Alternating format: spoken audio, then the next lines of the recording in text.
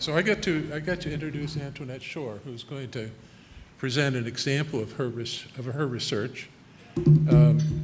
Antoinette is a valued colleague who's now been at MIT for 10 years? For 10 years approximately. She came to us from the University of Chicago.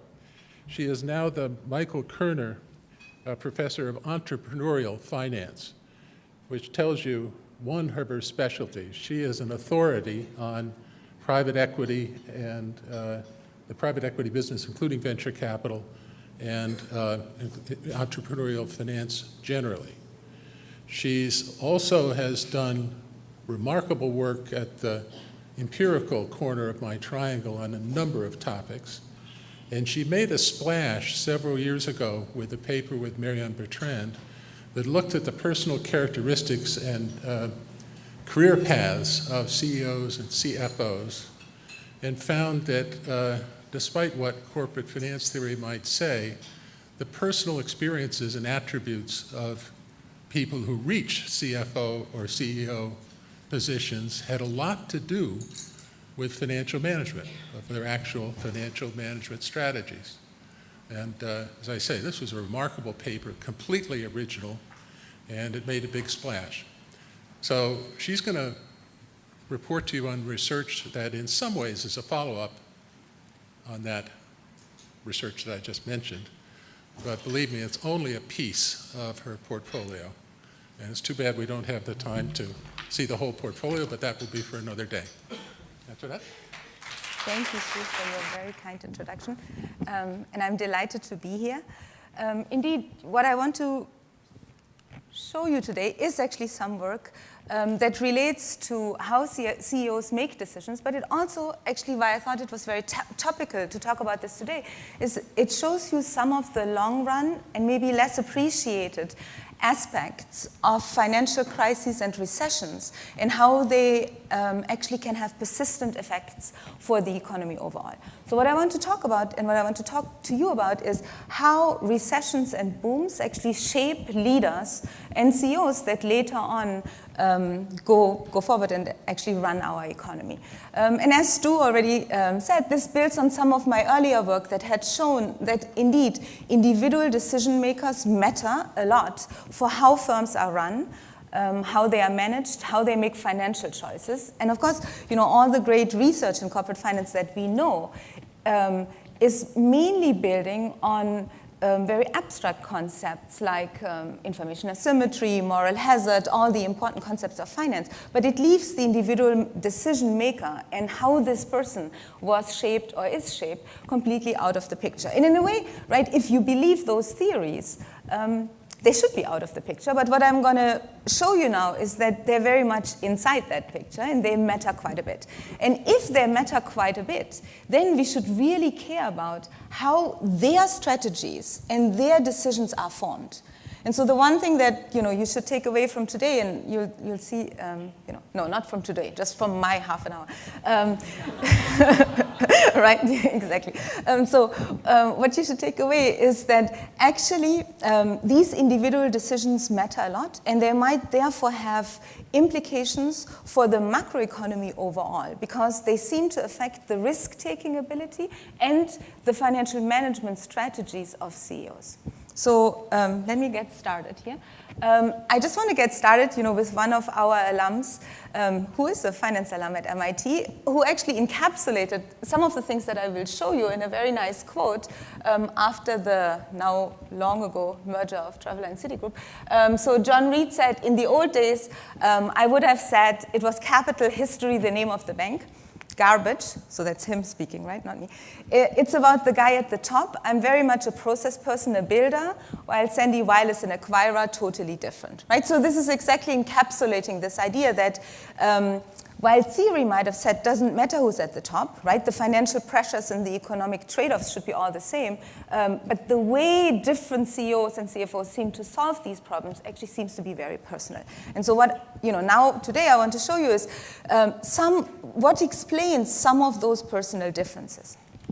All right, and so, kind of more concretely, the question is, how do economic conditions at the time that managers enter the labor market, do they have persistent effects, and what are these persistent effects? Number one, on the type of careers that managers have, and as you can imagine, my students are very interested in that part, especially the ones that are getting into the labor market now. But then, more broadly, how do those early experiences in the career and the building process of a CEO or a CFO, how do they affect their long-run style? And what I hope to convince you is that they actually do. I'm trying to be a little bit funny here, given who I have to follow. So this is a cartoon from the New Yorker. It just says, "Is there history of recession in your family?" And indeed, after what I'll show you today, you should really ask this question, especially when you hire a CEO. I don't say you need to ask it for anything else. Okay, so let me get started in explaining to you, given that this is, as Stu said, this is empirical research, we have to actually understand where the data comes from. And I should just say, there was a reason why I became an academic. Partially is that, when you don't know how to manage, you better not do it. But this project actually, to become a manager, because I had to manage a huge amount of undergraduates and RAs to actually collect all this data. So by now I feel I have my own management style. But you should ask others how they like that. So what did we do, right? What we needed to do to actually give you an answer to this question of whether CEOs matter, and more importantly, how the starting career positions and their trajectory affects their style, I actually need to understand where all the CEOs in the US come from, right? When did they start? Where did they start? What is the progression of their jobs? And then, of course, where are they CEOs? But of course, once they are CEOs in public firms, it becomes very easy to observe them and their choices because, of course, these are public firms. There's a lot of data for that out there. But, for the early part, what we needed to do is to collect this data, CEO-level data set on all the career steps of these CEOs from their educational beginning, their first job, and so forth. And then we had to match those CEO information with all the different firms that they were actually employed at. And again, right, that is sometimes quite tricky because many of them also go through a lot of private firms or partnerships where it's actually much more difficult to get this data. But so you can trust me, we spend a lot of effort in doing this. This is very good data. So let me tell you what we get out of this when we actually do the analysis. So the first thing I want to show you, just to give you some background of what you should think about, is how do these CEO career profiles actually look like? And maybe, let me go to the data directly, maybe not surprisingly, right? What you find is that, yes, the average CEO tends to take, about 19 years from their first job to the first year of being CEO. Right? So it takes the average CEO about 19 years to become a CEO, right? But there's, of course, a lot of variation in between, right? There are people that get there much quicker and others that take much longer. On average, they're about 47 years old. They have gone through about three firms before they get to the firm where they are CEO. They have switched industries at least twice, which actually to us was we didn't expect it, or I didn't expect it to be so often. And when I say industry, I literally mean here two-digit SIC industries. This is major shifts, right? Like going from finance to maybe fast-moving consumer goods, not different aspects of finance. And you see that the average tenure, this is the average tenure in the jobs they have before they become CEO, not as CEO, right? It's around 4.5 years. And then the other things that you see is that actually 20% of them, about 20% of them have banking experience before becoming a CEO. A much smaller number has consulting experience, but I should say that means here, when I say consulting, this is high-level strategic consulting. This is not, kind of a broad base of consulting firms that would be difficult for us to classify. And the other thing you see is about 2% have had any form of military experience. and 3% had university experience. Obviously, that means university experience as a faculty member, not educational experience. And actually, that number is going down. I think that's probably a good thing. All right. So let me also show you, before I kind of show you the patterns that really matter, is that I just want to show you there are some very long-run trends that we are seeing. And those trends might not be too surprising to you, but you actually see that the time to CEO is going down slightly, but it's around 1% per year. So they're becoming marginal. It's marginally quicker. People are slightly younger. But the other thing that you find is they have more job changes before they come to a CEO position. But because of this, of course, given that they're reaching the CEO position younger and they're going through more positions, the average tenure in the job is going down. And then finally, that you'll see, as I told you, university experience and military experience is going down for CEOs. Anyway, they started from a low base. So this is just to give you some background, right? What is the data that we are dealing with and the type of profiles that you see. So the first thing I want to show you is now this relationship between the early experiences or when is the economic conditions around when a CEO started his or her position. Of course, at that point, they weren't CEOs yet, right? In their long-run outcome. And that's kind of, this recession versus booms around their career start. So I'm going to test the effect of those economic conditions at the start of their career. Let me make one little aside step that's important as an econometrician. One thing that we have to obviously be careful about is that we want to make sure that people are not optimizing against the world that they're facing when they're starting the career. What do I mean with this, right? While it is probably exogenous to you when you were born, it's not exogenous in the world at large, let's hope, but it's exogenous to you, so you don't influence whether you start in a career or a boom time. You can influence it in a small way by delaying the entry into the labor market. And we see this in our data too, right? We see that actually there are many people that if they're in the age that they would start the career when there's a recession, they do another degree, right? Maybe a postdoc or a secondary degree, etc. Now, if you were worried that those are exactly the very smart people, right, that have already, before any of that research, understood that, when you enter the labor force, it can change your outcomes, then that would actually affect my estimates. Because suddenly, right, I would only have the not so smart people starting in the recession, while the really exceptional ones being able to avoid that endogeneity. And that would actually mess up my estimates. And so what I need to do is we call it instrument for the exogenous part of your labor force entry. And the way we do this is actually that we're just saying we're taking your your age at entry as your birth plus 26. Even if you personally choose to actually vary when you enter. Okay, so this is for all the nerds in the room who like that kind of stuff. Like me, at least.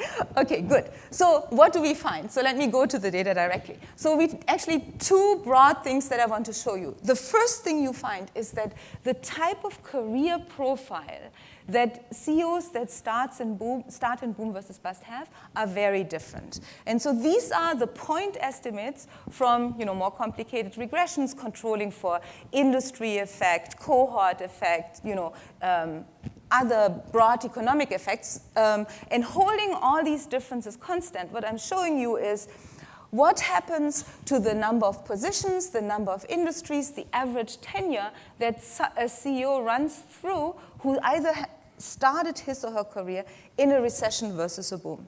And what do you find, right? What you find is that, so red are the boom CEOs, the people that started their career in a boom. What you see is, look, their careers are much more rapid, rapidly paced, and they go through many more positions. So they go through many more industries and more positions, but the average tenure they have in each of this position is lower. So this is basically telling you that they have a more varied career, if you want, maybe they have a career that has more outside recognition because they obviously seem to be getting more outside job offers so that they can make switches or that they can switch jobs. While our recession CEOs do exactly the opposite then, right? They have fewer industries they go through, fewer positions, and the average tenure in each of their jobs, therefore, is also longer. Now, I should say that what we also find, and I didn't want to barrage you with all this data, though, is that they become CEOs. They become CEOs slightly earlier than kind of the boom time CEOs, but they become CEOs in smaller firms. So they seem to be that trade-off as well. So the first thing then to take away from this, however, is that whether you start in a boom or a recession seems to very significantly affect the kind of career path that you can expect. In itself, that doesn't mean that it's a good or bad thing, right? But it's different, and therefore the type of experience that you collect might also be different, right? So per se, maybe, we might have said that's surprising, that's maybe individually interesting for a graduate starting in a particular point in time, but do we really need to care about it from a larger economic perspective or as a society? Right? Because maybe what happens at the end is, yes, we have people that have these different profiles, but it might not affect anything too fundamental in the long run. But what I want to show you now is that actually it seems, so this is just the data behind this, the statistics I just showed you, it actually seems that it does. So how do I know this? The way I know this is because the next step of analysis that I did, is I actually looked at how does the management of the actual firms that these CEOs run when they actually become CEOs in large firms, how does that affect them, right? Whether this person started in a boom or a bust time period, does it affect how their firms actually make financial decisions, investment decisions, and other operational decisions? And remember, these are all people who ended up as CEOs in Fortune 1500 firms. So these are, right, the large firms in the US economy. In fact, just as an aside, if you think about it, it is actually really quite surprising that those things should matter for those firms, given how much we scrutinize and how much money we spend on actually the selection of CEOs, right, in the CEO labor market. So what you'll see, and I'll show you the data in a second, though, what we find is that those CEOs that started in recession times, once they are CEOs in the firms that they run, they have lower leverage, they have actually higher internal investments, so CapEx and R&D, but much less, they engage much less in M&A and outside investment transactions. They have actually higher profitability measured as ROA, and they also have, in a way, they're more cost conscious because they seem to have lower SG&A. Let me tell you, they don't have necessarily different stock returns, but that might not be, and that's something we are working on right now, so I will report to you maybe sometime, about this in the future. But that is also not too surprising if the market has some understanding of the differences in profiles, right? Of course, the stock market might update much quicker than the data that I can collect on those CEOs over their tenure within their firm. Right? So just to show you how this looks in terms of the estimates, again, these are the point estimates from panel regressions. I just didn't want to barrage you with all this, right? This is to show you, and this is the comparison between boom versus recession versus boom CEOs. And as I said before, you see that recession CEOs have about 5% lower SG&A, controlling for all the other factors at the firm and at the industry level, right? They have about 1.5% higher ROA on an annual basis. Their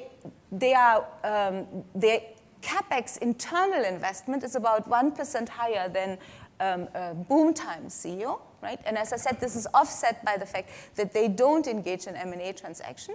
And then the other thing you see is that they have the leverage of the firms that they're running is about 2.5% less levered than recession CEOs. So this suggests that the experience path or the experience profile of the CEOs affects the type of decisions they make in the firms that they are running. So another way of saying this is that there seems to be a very important relationship between the CEO's starting experience and the long-run outcomes and the long-run decisions that they make. Now, let me also be very clear about this, and this is research for the future.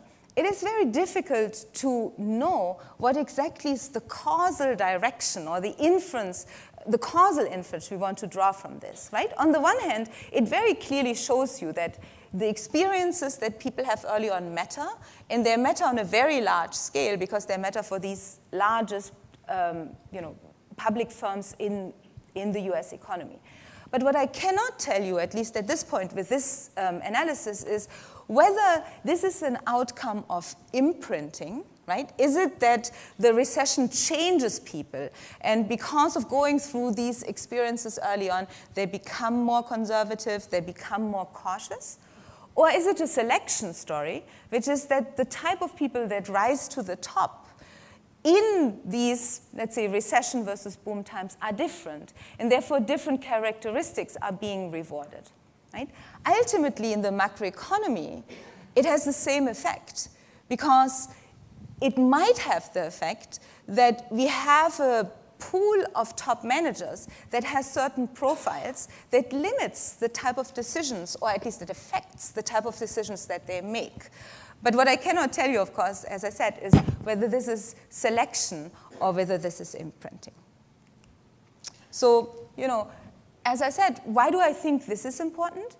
I do think it could have very long-run effects of the aggregate type of risks and management decisions that are being made in the economy, especially if we believe, and there's some research that has shown this, is that CEOs and even CFOs are drawn from a very small rank of people that actually have gone through these type of profiles, right? It's not usually when firms make top management decisions, they don't consider the entire economy or all the employees in the economy, for good reasons, obviously, right? But if it is important to select leaders from the pool of people that have gone through the ranks of these firms, then what I just showed you means also that it actually limits the type of risk profiles, cohort by cohort, you can draw from. And anecdotally, we seem to have seen some of this play out in the 2000-2001 crisis, where in the tech industry, lots of tech firms felt compelled to, in the crisis or after the bust of the dot-com bubble, to bring back old CEOs that had long been retired, like remember Rosen at Compaq or other people, because they felt that the young cohort of tech CEOs had never seen a recession at that time, right, and didn't know how to manage firms through these much tougher times. All right, that's all I got. Thank you for your attention. Do we have questions? Let's see if there's questions. Yes, sir. Two quick questions on your methodology, maybe. One, I think everyone knows how a recession is defined officially, but how did you go about defining what constitutes a boom? And follow up to that, what would you consider CEOs becoming CEOs today in? And secondly, curious about your choice of 26 years for a starting point of a career, and how does that affect your outcome if you switch to, say, 22 years? Have you done sensitivity around it? Right. Great, very good questions. The way I define recession here is actually, I use the official NBR recession and boom definition, right? And so that means, kind of from the peak to the trough. So we just basically use the NBR recession dating. I've played with sensitivity around this, and it doesn't affect things a lot, right? So that's the first question. Your second question was, why did I pick 26 and how sensitive is it to it? So 26 is because in our data, the average age of a person entering the labor market after finishing his or her her education is 26, and so that seemed like the right date to pick.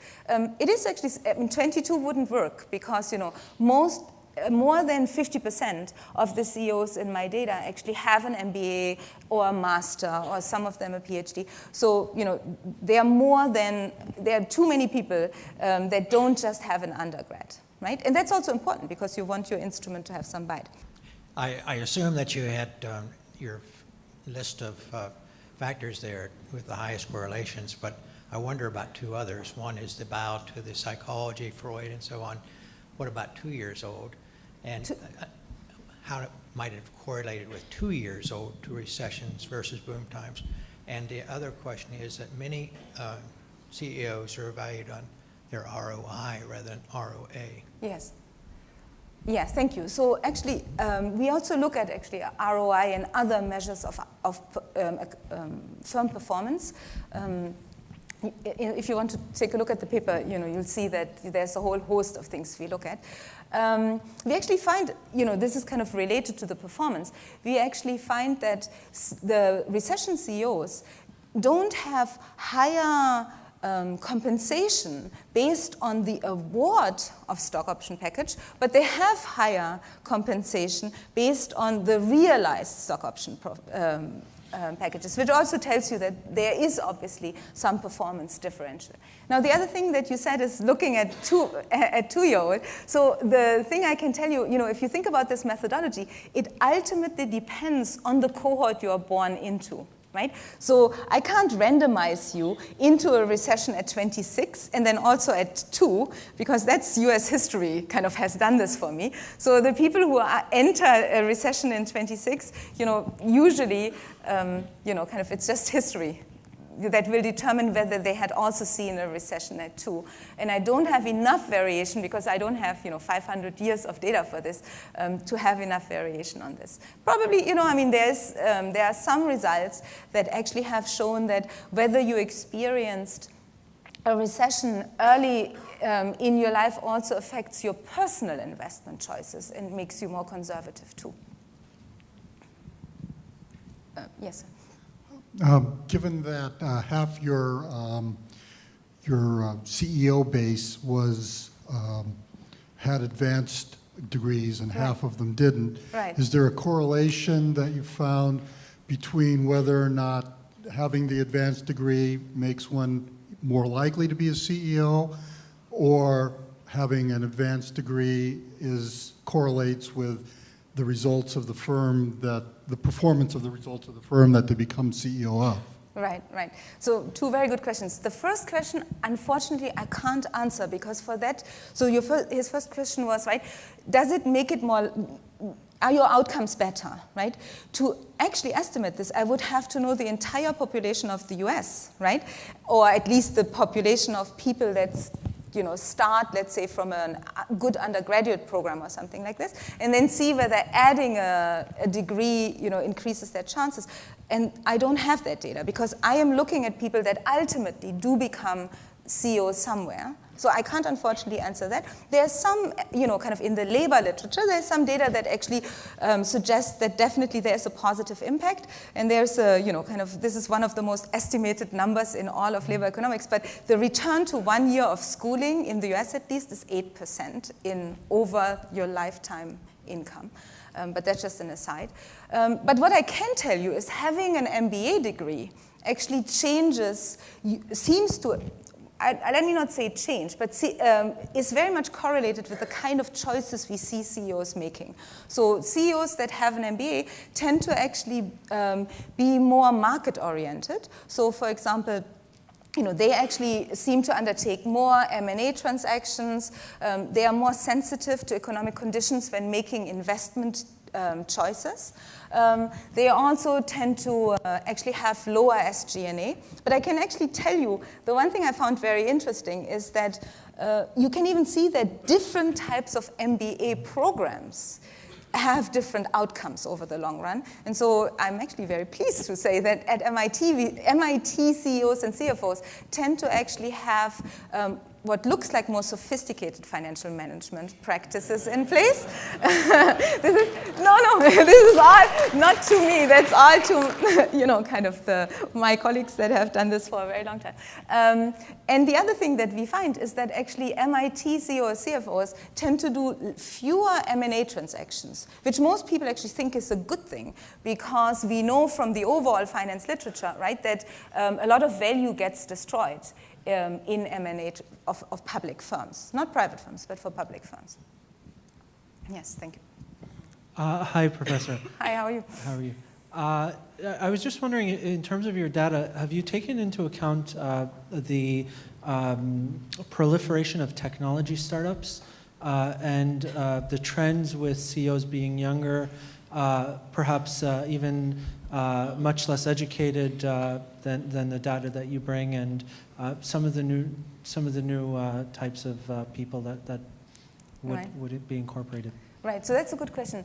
Yes, we do, in what I showed you, we controlled for all those kind of things, but we also looked in particular at the tech industry, and you're right that in the tech industry, CEO careers tend to be quicker, right? And you also see that very often people start in smaller firms that, however, then grow, right? Because there's also very often CEOs are CEOs and founders, and so we, take pains to actually, take care of those, biases in econometrics. Yeah, I had a question about if you looked at this data on an industry basis, and the reason I'm asking this is that the NBER data may not be relevant for certain industries that grew through a recession, like technology sector sometimes grew through a recession during the 80s or 90s. Right. So if you actually did this on a sector basis, and then you took out some of the sectors where the cyclicality of the industry is so irrelevant that it wouldn't matter anyway, Right. Sell food, Right. do you get more powerful data of the more cyclical industries that were, and do you get more powerful data if you link the recession in the sector to where the CEO is? Right. So that's a very good question. So we have looked at this, right? And I do actually get more powerful effects this way.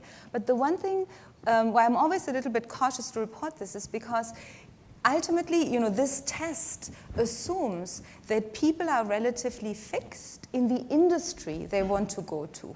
Right? It's almost saying that, if you think about it, it's saying that the recession that affects a CEO who is a tech CEO is only the tech recession, because one then makes implicitly that makes the assumption that this person never considered any other industry to go to, right? But in the data, we do find that actually, depending on where the cycle in different industries are, especially the good students seem to switch. But what I'm saying is kind of that there is a lot of endogenous choices that people make to avoid, these very specific recession effects. And therefore, we found it safer to report to you the overall effect. But you're definitely right that it becomes stronger if you do what you suggested. You had a question? I can repeat your question. I just was curious, if you look at cohorts, do you find that people self-select into more conservative industries, or do you find that comparable companies run by people the same age or run more conservative? Right. So the question is whether CEOs that come from boom or bust times and therefore are more or less conservative, whether they also select into different kind of firms, right, or different type of industries. And surprising to us, actually, so it's a very good question, and I actually thought the answer would be yes, but actually we don't find any effect. And at this point, I don't know whether that has to do with the fact that maybe boards are not enough aware of this pattern, and therefore, de facto are not looking for that match of skill, or whether, obviously firms need different skills at different points in their gestation. It is not the case that, let's say, a recession CEO going to a more, what looks like, let's say, a safer industry or more conservative industry, only does well in that industry. That's not the case either. Right? So the effect that I showed you is across all industry, and controlling for all macroeconomic cycles. In your data, you indicate that 4 or 4.8 number of years is the average tenure of a CEO. In which Sorry. year? Yeah. In which year did you take your statistics? And if it was an average, is there a trend line among those years? And then, does it matter what the CEO performance was before the CEO took office? Yes, so very good questions. Let me just clarify. It's not the average tenure of a CEO. The average tenure of a CEO is around 7 years, 6.5 to 7 years in the US. This is the average tenure in each of the jobs that this person had before they became CEO, right? So that's, and the other thing you asked is, it is actually really important, what the last part that you asked, which is what I showed you in these estimates is not how the firm is performing, right, on average, but it's what is the differential change in the performance of that firm that the CEO is at relative to how this firm performed before he or she came to the firm, right? Because that's the change that this person affects. Right? What we don't want is, which actually would have been the question of, kind of the previous question, we don't want something where it's just, oh, some CEOs are lucky to get into good firms and others get into bad firms, and we're now attributing the overall quality of the firm to the CEO, right? And it is important to look at the change, as you were asking. Do you have any data on foreign-born versus U.S.-born CEOs? Yes. If someone interrupts their career and goes back to school, does that make a difference? So I have some data on foreign-born versus US CEOs, but they actually, believe it or not, there are very few foreign-born CEOs. There are lots of, so there are lots of CEOs that are maybe, kind of, let's say, of ethnic Indian origin or ethnic, Hispanic origin or something, but that wouldn't be in my data. They would be Americans. So foreign-born CEOs is too small of a sample to make statistic inference about them. And unfortunately, I have to say, the same is actually true for female CEOs in this data too. I mean, of course, there are some female CEOs and CFOs, but the group is too small to make, statistic inference about them.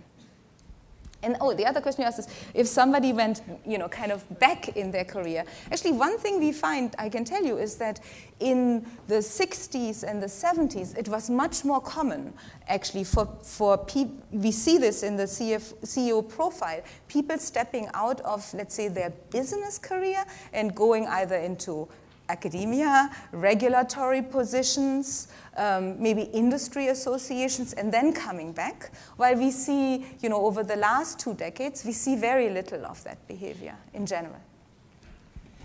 Hi. Yes. I was wondering if there's a strong correlation between when the CEO begins their position and the economic situation when they began their career. Sorry. You mean whether... If there was a correlation, in other words, if they were originally hired in a recessionary period, if at the time that they were hired as a CEO, if it was a strong correlation? Right, so that's a very good question. Actually, we don't find that. So we don't find that recession CEOs, recession people, let's call them, get hired in recession years, and boom, people get hired in boom years. We find that seems to be very much mixed. And as I was trying to say before, I don't know at this point whether that's oblivion by the boards or whether there's more of a design behind this. I think I'm out of time. Thank you so much.